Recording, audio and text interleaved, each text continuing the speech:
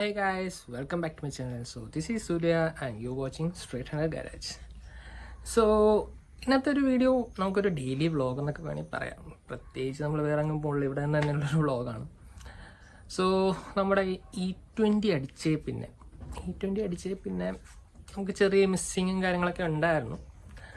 പിന്നെ സ്വാഭാവികം E20 ഇപ്പോൾ എന്താ എഥനോൾ കണ്ടന്റ് ആണല്ലോ, വാട്ടർ മോയ്സ്ചർ അട്രാക്ട് ചെയ്യുന്നൊക്കെ പറഞ്ഞേക്കുന്നുണ്ട്. അതിൻ്റെ കാര്യം എന്ന് വെച്ചാൽ മൈൻഡ് ചെയ്തില്ല. സോ ഐ തിങ്ക് ഒരു 1.5 months ഞാൻ വണ്ടിയിലൊരു 3/4 ടാങ്ക് പെട്രോൾ അടിച്ചിട്ട്, ഒരു 3/4 ടാങ്ക് പെട്രോൾ അടിച്ചിട്ട് ഞാൻ വണ്ടി വെച്ചേക്കുമായിരുന്നു. ഞാൻ എടുത്തില്ലായിരുന്നു, ചെറിയ മിസ്സിങ് ഒക്കെ കാണിച്ചുകൊണ്ട്. പിന്നെ നമ്മൾ ഈ ഇടയ്ക്ക് പിന്നെ ഒന്ന് ക്ലീൻ ചെയ്തേക്കാം, ഒന്ന് സർവീസ് ചെയ്തേക്കാമെന്ന് വെച്ചാൽ എടുത്ത് ഞാൻ ഇൻജക്ടറും കാര്യങ്ങളൊക്കെ ആയിട്ട് ജസ്റ്റ് ഒന്ന് നോക്കി. പിന്നെ നമ്മൾ ഫ്യൂൽ ടാങ്കിൽ പമ്പ് കഴിഞ്ഞിട്ട് ഞാൻ വേറൊരു എക്സ്ട്രാ ഫിൽറ്റർ വെച്ചിട്ടുണ്ടായിരുന്നു. സോ അതുമൊക്കെ ക്ലീൻ ചെയ്ത് നമുക്ക് വലിയ കുഴപ്പമൊന്നുമില്ല. അങ്ങനെ നമ്മൾ ടാങ്ക് അകത്ത് നോക്കിയപ്പോഴാണ് റെസ്റ്റ് കണ്ടത്. സോ ഇതിനു മുമ്പും റെസ്റ്റൊക്കെ കണ്ടിട്ടുണ്ടെങ്കിലും, അത്യാവശ്യം റെസ്റ്റൊക്കെ വരുമല്ലോ, എന്നാലും റെസ്റ്റൊക്കെ കണ്ടിട്ടുണ്ടെങ്കിലും ഇത് പക്ഷേ ഭയങ്കര കൂടുതലായിരുന്നു. എൻ്റെ ബലമായ സംശയം E20 എന്നാണ്. ഞാൻ പല റിപ്പോർട്ടുകളും പല പല വ്ളോഗേഴ്സ് ഇടുന്നതാണെങ്കിലും പല ആൾക്കാരുടെ ബ്ലോഗ്സ് ആണെങ്കിലും ഞാൻ ഇതിനെക്കുറിച്ച് കേൾക്കുന്നുണ്ട്. E20 വന്നതിന് പിന്നെ നമുക്ക് E20 കമ്പാറ്റബിൾ അല്ലാത്ത വണ്ടികളിൽ റസ്റ്റ്, അതുപോലെ ഫ്യൂൽ മിസ്സിങ് ഇഷ്യൂസൊക്കെ വരുന്നുണ്ടെന്ന്. So this is my cat Leo. So അത് പറഞ്ഞപ്പോൾ നമുക്ക് ഈ റസ്റ്റ് കണ്ടപ്പോഴത്തേക്കും, സാധാരണ റസ്റ്റ് നമുക്ക് റെസ്റ്റ് റൂമുകൾ വെച്ചൊക്കെയാണ് ചെയ്യാറുള്ളത്. പക്ഷേ ഇതിൻ്റെ ടാങ്ക് ഇത്തിരി കോംപ്ലിക്കേറ്റഡ് ആണ്. അതുകൊണ്ട് കൂടുതൽ കളയണ്ടെന്ന് വെച്ചു. ഞാൻ പഴയ പുസ്തകങ്ങളൊക്കെ ഒന്ന് മറിച്ച് നോക്കി. അതായത് നമ്മുടെ ഇലക്ട്രോളിസിസ് വഴി റസ്റ്റ് റിമൂവ് ചെയ്ത് നോക്കാമെന്നൊരു ചെറിയ പ്ലാൻ. വൈ നോട്ട്, നമുക്കൊന്ന് ട്രൈ ചെയ്ത് നോക്കാമെന്നുണ്ട്.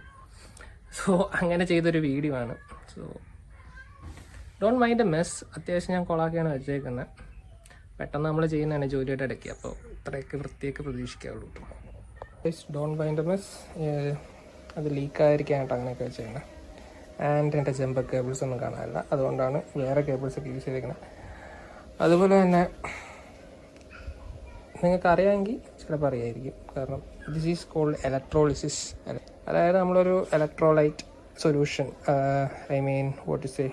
ഇൻ ദിസ് കേസ് ഞാൻ യൂസ് ചെയ്തേക്കുന്നത് നമ്മുടെ സോഡാപ്പൊടി, അല്ലെങ്കിൽ ബേക്കിംഗ് സോഡ എന്ന് പറയും. ബേക്കിംഗ് സോഡ വെള്ളമായിട്ട് മിക്സ് ചെയ്ത് ഇതിൻ്റെ അകത്തേക്ക് ടാങ്കിലേക്ക് ഒഴിച്ച് നിറച്ച് വെച്ചു. ദെൻ ഒരു പോസിറ്റീവ് അയൺ റോഡ്, അതായത് ആനോഡായിട്ട് ഒരു പോസിറ്റീവ് ടാങ്കിലേക്ക് മുട്ടാതെ ആ സൊല്യൂഷനിൽ മുട്ടിച്ച് വയ്ക്കുകയും ചെയ്തു. പിന്നെ ഒരു നെഗറ്റീവ് നമ്മുടെ ടാങ്കിലേക്ക് കൊടുത്തു. കുറച്ച് പെയിൻ്റൊക്കെ ഞാൻ കളഞ്ഞിട്ടുണ്ട് കേട്ടോ, കൊളാക്കി വെച്ചിട്ടുണ്ട്. സോ നമ്മുടെ ചെറിയ ഡാറ്റ്സിൻ്റെ ബാറ്ററിയാണ്, റെഡിഗോയുടെ ബാറ്ററിയാണ്. പിന്നെ ബാറ്ററി വെച്ചിട്ട് ചെയ്യുന്നതാണ് എല്ലാവരും പറയുന്നത് ഏറ്റവും കറക്റ്റെന്ന്. അല്ലാതെ ചെയ്യാൻ പറ്റുമെന്ന് എനിക്കറിയില്ല ഈ കേസിന്.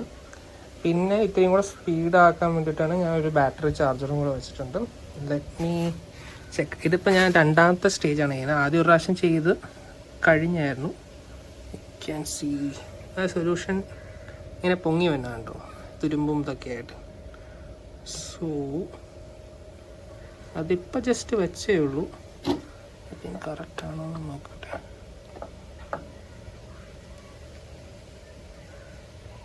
കറക്റ്റായിട്ട് വെച്ചാൽ അത് ഇതാകുള്ളൂ, ഇല്ലെങ്കിൽ ടാങ്കിലേക്ക് തന്നെ തുരുമ്പ് പിടിക്കും. നമുക്കത് മുട്ടാതെ വെക്കണം, എന്നാലേ. സോ ആക്ച്വലി കഴിഞ്ഞ ദിവസം ചെയ്തപ്പോൾ ഇത്തിരി കുളമായിപ്പോയി. ഞാൻ നമ്മുടെ ഗ്ലാമറിൻ്റെ ആക്സിൽ ബോൾട്ടായിരുന്നു യൂസ് ചെയ്തിരുന്നത്. ഈ ഒരു കട്ട് തന്നെ ഇവിടെയും ഉണ്ടായിരുന്നു. ഒരു 24 hours ഞാൻ അറിയാതെ വെച്ചു. ഈ സാധനം വരെ ദ്രവിച്ചു പോയി. ടാങ്കിൻ്റെ അകത്ത് ഞാൻ ക്യാമറ വെച്ചൊക്കെ നോക്കി, കുഴപ്പമൊന്നുമില്ല. ടാങ്കിൻ്റെ അകത്ത് ഇഷ്യൂ ഒന്നും വന്നില്ല, അതിന് മാത്രമേ പറ്റുള്ളൂ. So again I'm saying don't mind a mess. And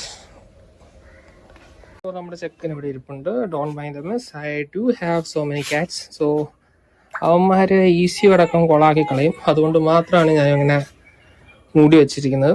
so again ചെറുക്കൻ്റെ ടയറൊക്കെ മാറാറായിട്ടുണ്ട്. സോ അത് നമുക്ക് ഓർഡർ ചെയ്തിട്ടുണ്ട്. അതുപോലെ നമ്മുടെ എയർ ഫിൽട്ടർ മാറേണ്ട ഒരവസ്ഥ വന്നിട്ടുണ്ട്. So it's quite old. എൻ്റെ കയ്യിൽ എയർ ഫിൽറ്റർ സ്റ്റോക്ക് ഇല്ലാതായിപ്പോയി. സോ നമുക്കത് മാറണം. പിന്നെ ഒരു പീരിയോഡിക്കൽ സർവീസ് എന്നുള്ള രീതിയിൽ oil change, oil filter change ചെയ്യണം. ഓയിൽ ഫിൽറ്റർ ഇരിപ്പുണ്ടോ? ഓയിലും നമ്മൾ സെറ്റാക്കിയിട്ടുണ്ട്. പക്ഷേ ഓയിൽ ഫിൽറ്ററിൻ്റെ അവിടെ ഒരു ചെറിയ ഓറിങ് ഉണ്ട്, അതെൻ്റെ കയ്യിലില്ല. സോ അതും ഞാൻ ഓർഡർ ചെയ്തിട്ടുണ്ട്. എഗെയിൻ നമ്മുടെ ചെയിൻ ഏകദേശം മാറാറായിട്ടുണ്ട്. ഐ തിങ്ക് ഒരു കപ്പിൾ ഓഫ് 1000 കിലോമീറ്റേഴ്സ് കൂടെ നമ്മൾ എങ്ങനെയും തട്ടിക്കൂട്ടി കൊണ്ടുപോകാന്നുള്ള പ്ലാനിലാണ്. പിന്നെ ഉള്ളത് എഗെയിൻ എയർ ഫിൽറ്റർ, പറഞ്ഞ പോലെ എയർ ഫിൽറ്റർ. പിന്നെ നമുക്ക് പ്രത്യേകിച്ച് ഇപ്പം മാറാൻ വേറൊന്നുമില്ല. വേറെ ഇപ്പോൾ പീരിയോഡിക്കൽ മെയിൻ്റനൻസ് എന്നുള്ള രീതിയിൽ ബ്രേക്ക് പാഡ്സ് റിയറിൽ കുഴപ്പമില്ല, ഫ്രണ്ടിലത്തെ ഏകദേശം ഒരു 50% ഉള്ളൂ. ഐ എം തിങ്കിങ് മാറ്റണം വേണ്ടതെന്ന് ഞാൻ ആലോചിച്ചുകൊണ്ടിരിക്കുകയാണ്. So that's it. പിന്നെ നമുക്ക് കുറേ സ്ക്രാച്ചസ് വന്നിട്ടുണ്ട്. എൻ്റെ അഗെയിൻ നമ്മുടെ സീറ്റ് ലോക്ക് പോയിട്ടുണ്ട്, അത് സെറ്റാക്കണം. സോ പിന്നെ ഒരു കാര്യം, just don't buy the background noise. So നിങ്ങൾക്ക് ആർക്കെങ്കിലും എന്തെങ്കിലും 250 650 പാർട്സ് വേണമെങ്കിൽ you can contact me, I can arrange. എൻ്റെ കുറച്ച് പാർട്സൊക്കെ സ്റ്റോക്ക് ഇരിപ്പുണ്ട്.